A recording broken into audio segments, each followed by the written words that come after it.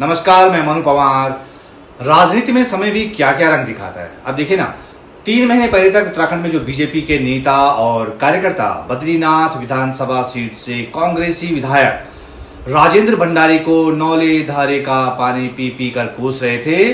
राजू भंडारी के खिलाफ करप्शन के आरोपों का मंडाण लगाए हुए थे, जिनकी पत्नी रजनी रावत को कुछ महीने पहले ही पुष्कर सिंह धामी की सरकार ने भ्रष्टाचार के आरोप में चमोली जिला पंचायत अध्यक्ष पद से बर्खास्त कर दिया था।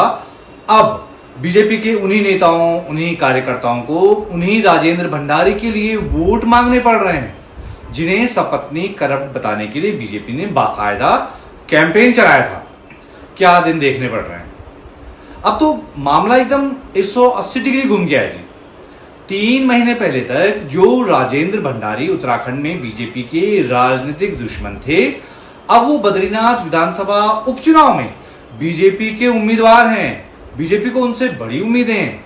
ऐसा इसलिए हुआ क्योंकि उत्तराखंड में लोकसभा चुनाव से ऐन पहले राजेंद्र भंडारी ने पाला बदल लिया। वो चुनावी बेला पर कांग्रेस छोड़कर बीजेपी में चले गए। वॉशिंग पाउडर निर्मा ने अपना काम कर दिखाया। राजेंद्र भंडारी की शर्ट में 3-4 महीने पहले तक जो दाग दिख रहे थे, वो अब दूध सी सफेदी में बदल गए हैं। लेकिन अब सबसे बड़ा सवाल ये कि बद्रीनाथ सीट पर राजेंद्र भंडारी की दल बदलने के चक्कर में जो उपचुनाव थोपा गया है, उसमें क्या होने वाला है। क्या उसमें भी बीजेपी प्रधानमंत्री नरेंद्र मोदी के नाम पर वोट मांगेगी, या इस बार राजेंद्र भंडारी खुद ही चुनावी अग्निकुंड से गुजरकर अग्नि परीक्षा देंगे। क्या नवनिर्वाचित बीजेपी सांसद अनिल बलूनी राजेंद्र भंडारी की नैया पार लगाने में मददगार होंगे, या सीएम पुष्कर सिंह धामी राजेंद्र भंडारी की नैया के खेवनहार होंगे। ऐसे कई सवाल हैं जो आपके मन में भी कौंध रहे होंगे। तो इस वीडियो में ऐसे ही तमाम सवालों का जवाब तलाशने की कोशिश करेंगे। मेरे साथ इस समय चमोली जिले के मुख्यालय गोपेश्वर से जुड़ रहे हैं उत्तराखंड के वरिष्ठ पत्रकार और लंबे समय से दैनिक हिंदुस्तान अखबार से जुड़े क्रांति भट्ट, जो कि चमोली रुद्रप्रयाग जिले ही नहीं, उत्तराखंड की राजनीति पर बहुत लंबे समय से और पैनी नजर रखते हैं और राजनीति की नब्ज पकड़ने में उनकी मास्टरी है।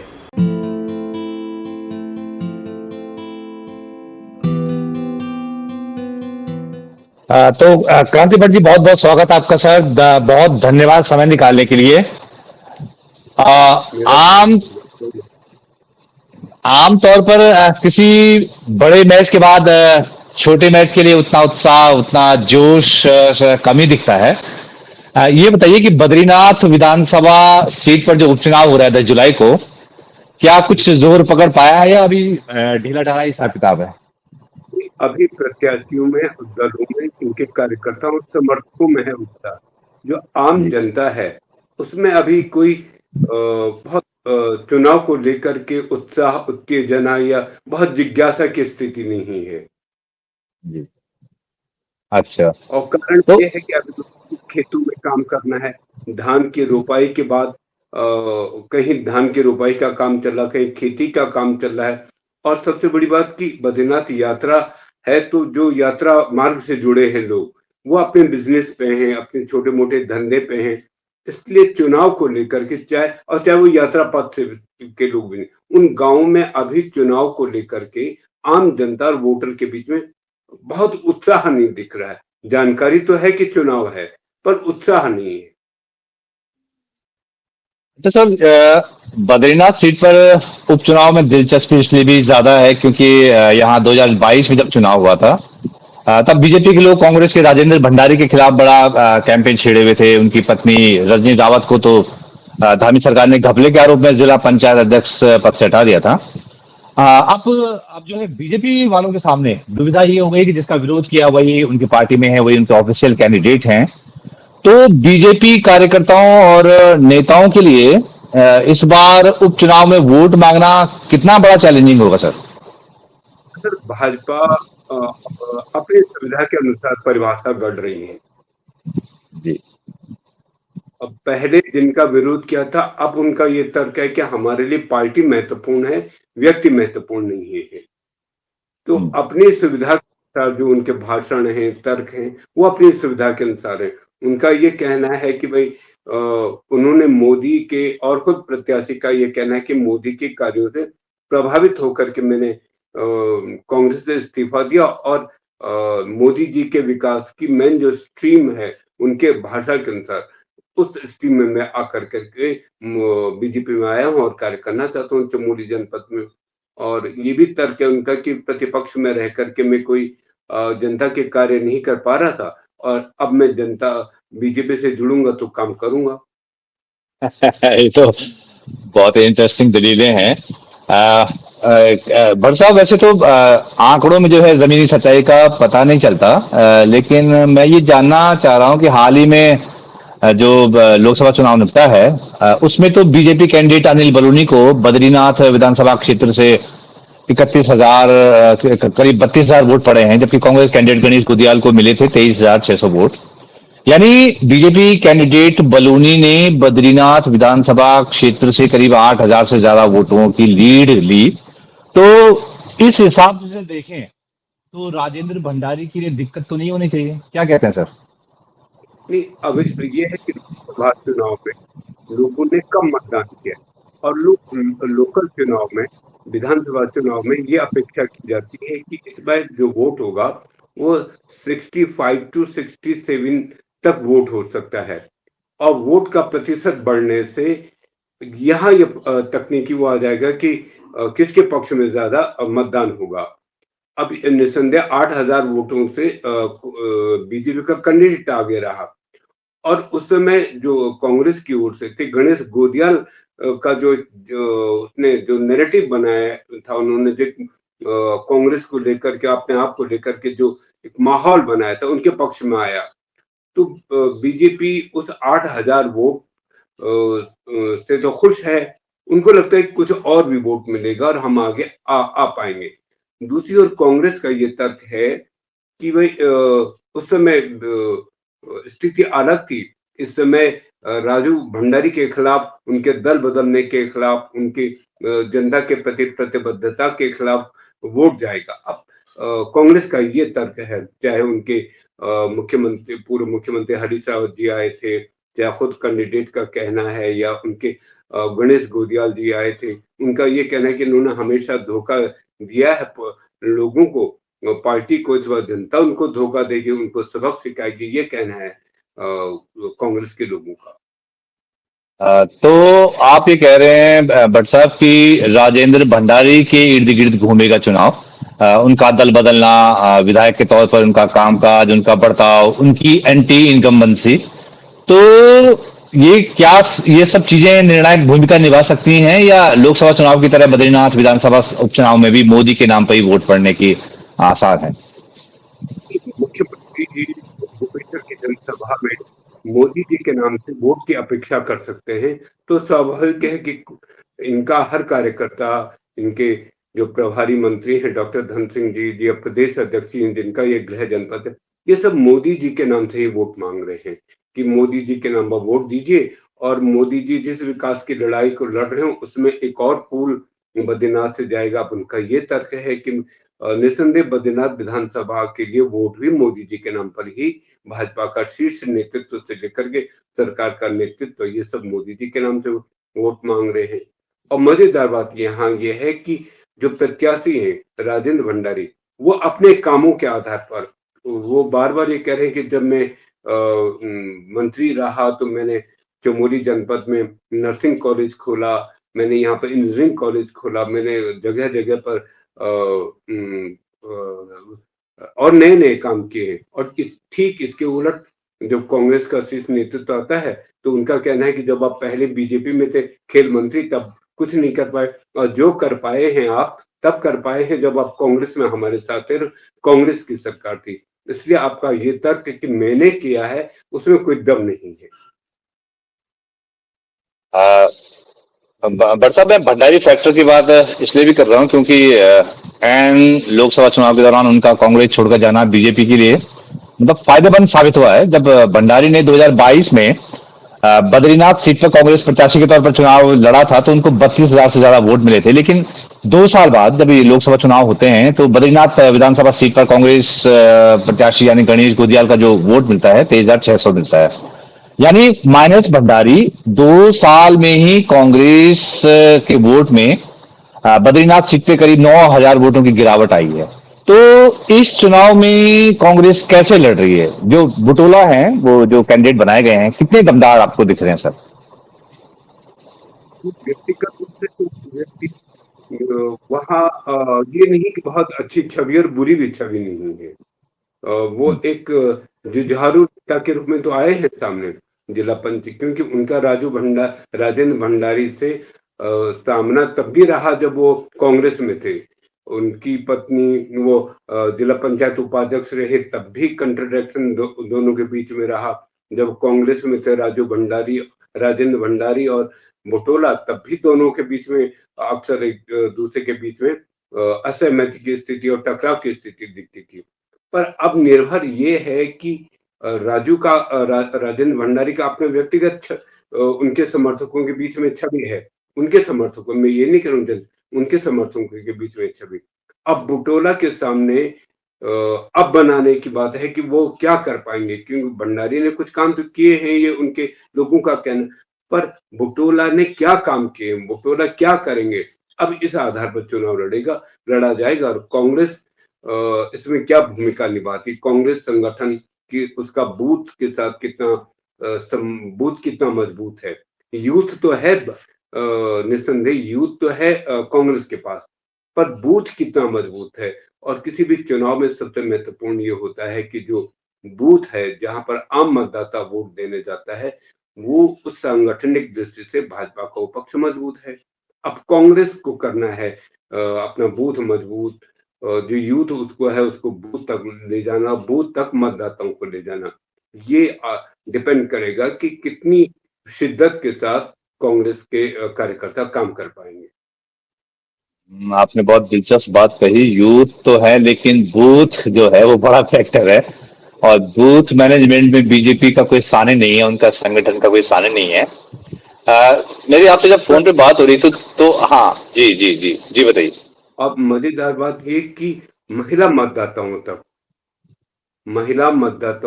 महिला और युवा मतदाताओं तक अभी महिला मतदाताओं तक बीजेपी की अच्छी अप्रोच है, और युवा मतदाताओं तक कांग्रेस की अग्निवीर को लेकर के, बेरोजगारी को लेकर के, इन सवालों को लेकर के युवाओं की भावनाओं को उत्प्रेरित करना, जागृत करना, ये कांग्रेस कर रही है। पर जो महिला मतदाता है, क्योंकि आमतौर से चुनाव में ये देखा जाता है कि चुनाव में डिस्कशन, वार्तालाप, चाय की नुक्कड़ से लेकर वहां तक वो व्यक्ति करता है जो आमतौर से वोट देने में ज्यादा रुचि नहीं रखता। और भाजपा का यह आर्ट है कि जो वोट देने जाता है, भाजपा उसको अपने तर्कों से समझाने रिझाने में बड़ी माहिर है। जो राजनीतिक टोटके हैं, जो है लोकतंत्र की सच्चाई, इसमें भाजपा की महारत है, ये शहूर भाजपा को आता है। तो ये लोकतंत्र, क्योंकि केवल भाषणों पे, केवल मूल्यों पे, एक अच्छे भाषण उसमें नहीं चलता। जो भारत का मतदाता वो जानता है कि कौन उनसे कनेक्ट हो रहा है। तो कनेक्ट में नो डाउट ये है बीजेपी की स्थिति अच्छी और उनका संगठन। अब बीजेपी की मजेदार बात यह है कि बीजेपी बार बार कह रही है कि मोदी को देखो, भाजपा को देखो, विकास को देखो। वो कहीं खुलकर राजू भंडारी की बात भी नहीं कह रही। वो कह रही है राजेंद्र भंडारी बीजेपी के क्या से हैं, वो राजेंद्र भंडारी के कामों पर गिना रहे। वो कह रहे कि वो मोदी के साथ आएंगे तब काम होगा। ये बड़ा दिलचस्प है। अब वो दूसरी तरफ राजेंद्र भंडारी अपने कामों को गिना रहे हैं और ये भी कह रहे हैं कि मैं मोदी जी से मैंने विकास के कार्य किए और मोदी जी भी बहुत अच्छा काम करते हैं, इसलिए मैं उनके साथ हूँ। तो अपनी अपनी सुविधा के अनुसार तीनों तर्क गढ़ रहे हैं। बट साहब, ये अभी जो लोकसभा चुनाव निपटा था उसमें बद्रीनाथ विधानसभा क्षेत्र में जो है महिला वोटरों ने ठीक ठाक वोट दिया था। तो एक बड़ा फैक्टर तो है महिला वोट, अभी भी जैसे आप कह रहे हैं। कि बद्रीनाथ विधानसभा क्षेत्र में महिला मतदाताओं की अपेक्षा पुरुष मतदाता ज्यादा है। और जब मतदान देने की बात आती है, मतदान करने की बात, तो महिलाएं आगे आई हैं। तकरीबन दोनों के बीच में 7-8 हजार वोट का फर्क है। लेकिन महिला जब मतदान होता है तो महिलाओं का वोट प्रतिशत ज्यादा, और महिलाएं वही उन बातों को लेकर के, चाहे वो किसान में पैसा आ रहा है या महिला स्वयं समूह को पैसा आ रहा है या जो छवि बनी है कि महिलाओं के हित के लिए काम कर रहे हैं, महिला हितों जो आम मतदाता है, जो आम वो मोदी जी के असर से वो जादू तो डाला है और उस जादू को डालने लोगों में संप्रेषित करने में, सम्मोहित करने में भाजपा सफल हो रही है अभी तक, ये तो दिख रहा है।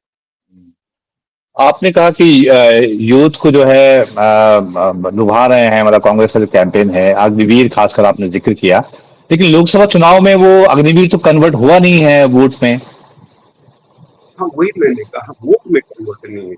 अभी मैंने ऑडिट तो कर रहे हैं पर वोटिंग नहीं हो पा रही।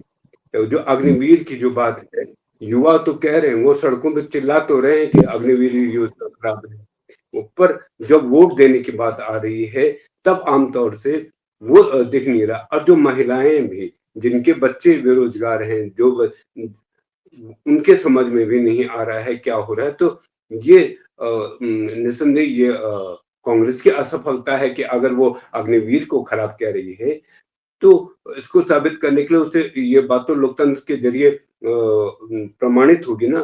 तो इस पर कौन सफल नहीं हो पा रही। अगर खराब है लोकतंत्र योजना, वो सॉरी अग्निवीर योजना, तो इसका प्रत्युत्तर भाषणों के और उसमें नहीं होगा। इस या सड़कों पर भाषण, इसका लोकतंत्र में सबक सिखाने के लिए वोट का जरिया होगा।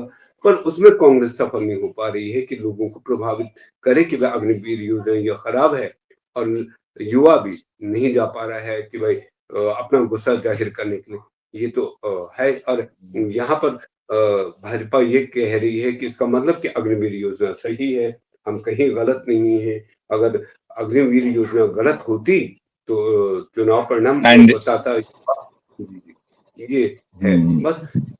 जो शहूर राजनीति में, लोकतंत्र में, या जो कला है, जो राजनीति में जिसको मत चुनावी कला कहते हैं, उस कला में भाजपा अपने भाषणों से, अपने तर्कों से, अपने सुविधा के अनुसार गढ़े हुए तर्कों से आगे आ रही है। और उसका कांग्रेस भाषण में तो जवाब दे रही है, पर लेकिन वहां नहीं बता पा रही, मतदाता के जरिए या मतदान के जरिए नहीं साबित कर पा रही है। बट साहब, आपसे मेरी फोन पे बात हो रही थी तो आपने कुछ इलाकों का जिक्र किया था जो बहुत निर्णायक हो सकते हैं, जहां जैसे आपने पोखरी का जिक्र किया था। तो जो बद्रीनाथ विधानसभा क्षेत्र है उसमें कौन से पॉकेट ऐसे हैं जहां जो है बहुत जो है वो निर्णायक हो सकते हैं इस चुनाव में? 3 ब्लॉक है इसमें, पोखरी, दसोली और जोशीमठ। 2 नगर पालिकाएं हैं, गोपेश्वर और जोशीमठ। 2 नगर पंचायतें हैं, पोखरी और पीपलकोटी। अब मजेदार बात है कि पोखरी जो क्षेत्र है वहां से 3 वोटर हैं। भाजपा के कैंडिडेट राजेंद्र भंडारी भी पोखरी के हैं, कांग्रेस के जो लखपत बटोला हैं वो भी पोखरी के हैं, नवल खारी हैं जो पत्रकार निर्दलीय, वो भी पोखरी क्षेत्र से हैं।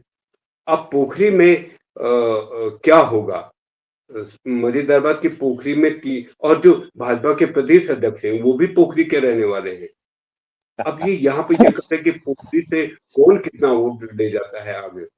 और फिर दसोली क्षेत्र में, जिसमें गोपेश्वर मुख्यालय है और एक बड़ा क्षेत्र है मतदाताओं का, और जोशीमठ जो बद्रीनाथ से लेकर के जोशीमठ और इधर टंगड़ी तक आ जाएगा, वहां पर क्या कमाल दिखाते हैं दोनों या 3 और भी जो क्योंकि यूपी के भी हैं बच्ची राम जी, तो ये लोग क्या कर पाएंगे ये देखने वाली बात होगी।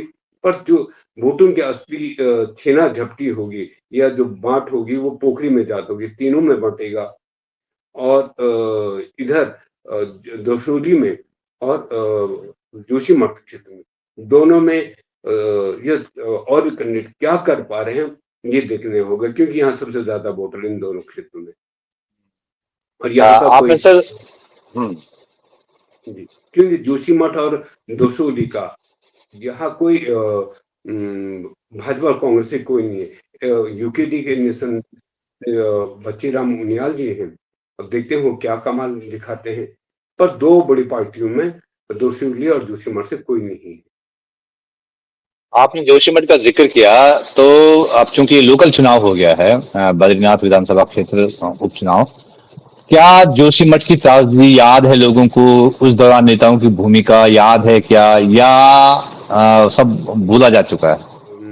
सोशल मीडिया पर दर्द तो व्यक्त करें, पर जब वोटिंग की स्थिति आ जाएगी, आप जोशीमठ में देखिएगा लोकसभा चुनाव में शहर के जितने भी वो थे बूथ थे, उनमें अधिकांशतः भाजपा आगे है। और जो 5 6 7 वो हैं बूथ हैं, रविग्राम से लेकर सुनील से लेकर के तो नीचे मारवाड़ी से लेकर के 20 शहर से लेकर हर एक में बीजेपी आगे है। तो ये है कि सोशल मीडिया पर दर्द तो खूब झलकता है, और जब जब धरना प्रदर्शन होता है तब तो खूब झलकता है, मीटिंगों में खूब झलकता है। पर इस दर्द को वोट के जरिए कि अब मतदान के जरिए अपने दर्द को अभिव्यक्त करने की जब बात आती है, तो उसमें नहीं दिखता है कि ये दर्द कहीं है, ये गम उनको है कि भाई आपदा से ये स्थितियां हैं, हम लोगों के आज भी बहुत से घर पूरा जोशीमठ अस्थिरता की स्थिति में है। हर एक हर वहां का हर आदमी ये तो कह रहा है कि हमारा घर क्या होगा क्या होगा। पर जब फिर वोट आती तब मोदी जी, तब सनातन धर्म की बात आ जाती है, तब धर्म की बात, बद्रीनाथ में जो विकास कार्य हो रहे हैं इनका तर्क दे करके, जो ऑल वेदर सड़क हो रही है इनका तर्क दे करके, और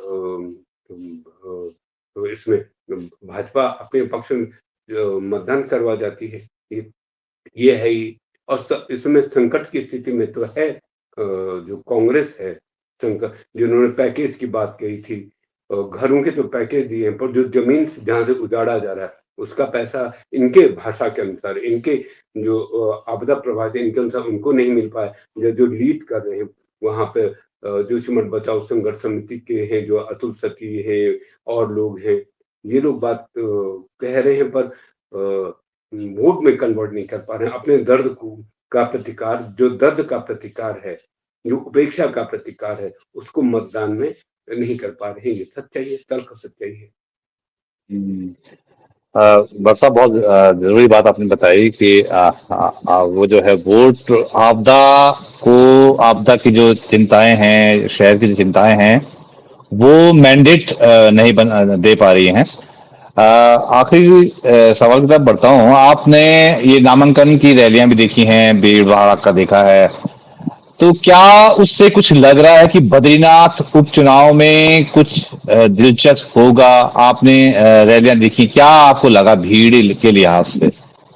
मुख्यालय गोपेश्वर में ये रैलियां हुई थी।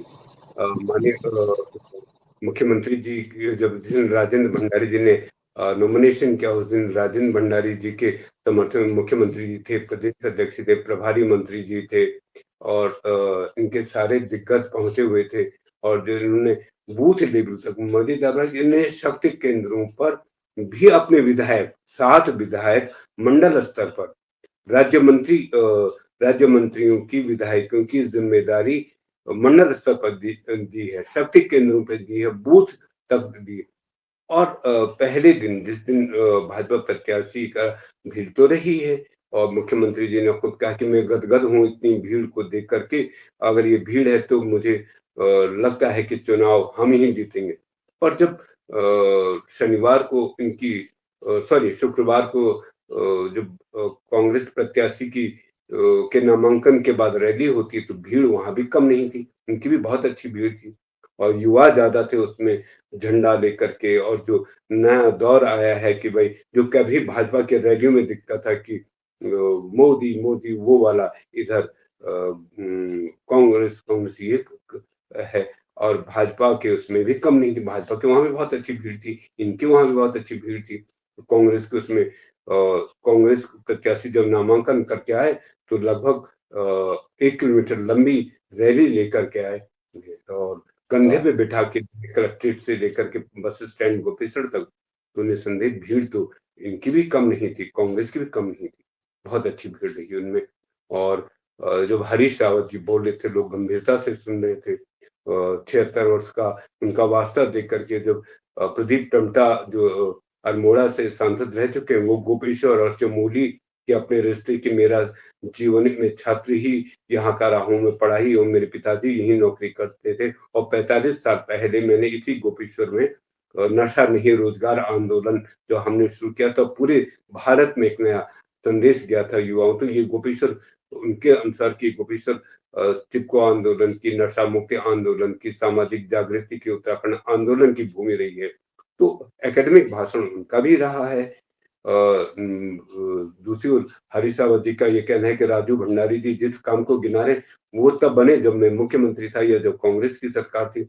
ये जब खंडूरी जी के कार्यकाल में खेल मंत्री बने तो इको फील्ड नहीं बना पाए, एक वॉलीबॉल का फील्ड तक नहीं बना पाए, स्टेडियम क्या बना पाएंगे। तो भीड़ के अनुसार तो दोनों एक बराबर पे रहे, ये कहना पड़ेगा। और भीड़ में जरा अगर थोड़ा सा तुलना, अगर वोट उसमें देखें तो संख्या के आधार पर थोड़ा कांग्रेस आगे थी, कांग्रेस की भीड़ ज्यादा, नामांकन की भीड़ ज्यादा थी, उसमें युवा थे। पर मजेदार बात यही कि युवा हमेशा रैलियों में खूब आते हैं, पर वोट कितना करेंगे ये बात। हाँ, आपकी बात पर आगे बढ़ा रहा हूँ कि जब गढ़वाल लोकसभा सीट में जब नामांकन हुआ था गणेश गोतियाल का, तो बीजेपी की भीड़ की डबल भीड़ थी, बहुत ज्यादा थे। और रिजल्ट क्या रहा ये तो सब देख ही लिया आप लोगों ने। तो क्रांति भट्ट साहब, गोपेश्वर से जुड़ने के लिए, समय निकालने के लिए और बद्रीनाथ उपचुनाव की ग्राउंड रिपोर्ट से बताने के लिए बहुत बहुत धन्यवाद आपका। तो बहुत बहुत धन्यवाद, आपने इतना समय निकाला। तो क्रांति भट्ट साहब बता रहे हैं बद्रीनाथ में जो विधानसभा का उपचुनाव है, अभी माहौल ठंडा है। जैसे जैसे चुनाव में गर्मी आएगी एक बार फिर से भट्ट साहब को रुख करेंगे, उनसे अपडेट जानेंगे। फिलहाल हमसे जुड़ने के लिए आप का बहुत बहुत धन्यवाद। आप व्यूवर्स का भी बहुत बहुत धन्यवाद। बहुत शुक्रिया सर।